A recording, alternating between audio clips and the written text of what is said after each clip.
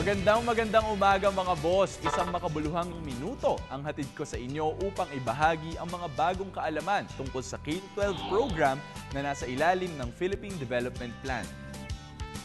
Noong pangalawang linggo ng Agosto ay nagtapos na ang first grading first quarter sa mga eskwelahan. At tiyak ilan sa inyo mga boss ay tuwang-tuwa sa ipinakitang performance ni Nene at Junior sa school. Samantalang ang ibang mga boss siguro natin marahil ay nagtatanong kung paano nga ba makakahabol sa klase ang kanilang mga anak sa pagpasok ng second grading period. Sa bagong K-12 curriculum, ano nga kaya ang batayan upang sukatin ang husay ng mga estudyante sa iba't ibang subjects? Sasagutin natin yan ngayong umaga sa K-12 Kaalaman. Noong September 5, 2012 ay naglabas ang Department of Education ng mga alituntunin para sa tamang assessment ng performance sa klase ng mga estudyante at pagbibigay ng naaayong grado sa kanila.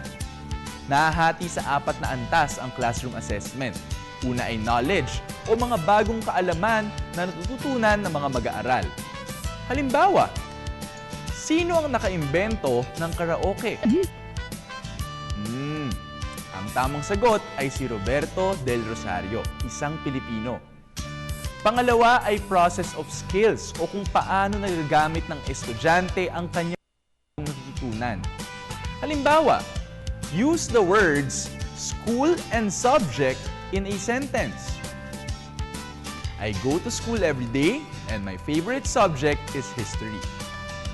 Pangatlo ay understanding o malawak na pag-unawa sa iba't ibang bagay na tinuturo ni teacher. Maaaring magsulat ng essay tungkol sa epekto ng pagtatapon ng mga basura kung saan-saan.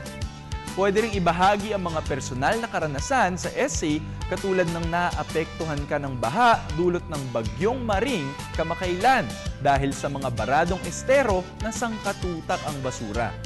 At ang panghuli ay products o performances. Sa antas na ito ay binibigyan ng real-life application ang mga bagong kaalaman sa pamamagitan ng group projects, homework, experiments at iba pa. Sigurado ako naaalala pa ng iba sa inyo kung paano ninyo isinadula sa klase ang Ibong Adarna, Florante at Laura, Noli Me Tangere at El Filibusterismo. Tiyak na tuwa din kayo nang mapatubo ang itinanim ninyong mga buto ng munggo sa maliit ninyong paso. At ng mga antas na aking nabanggit, knowledge, process of skills, understanding at products or performances ang batayan sa pagbibigay ng grade kina Nene at Junior.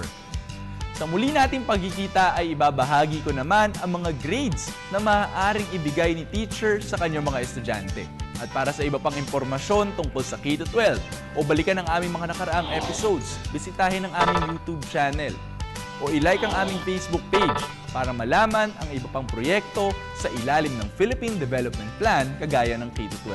Ako si JC Tejano para sa K-12 Kaalaman. Paalam!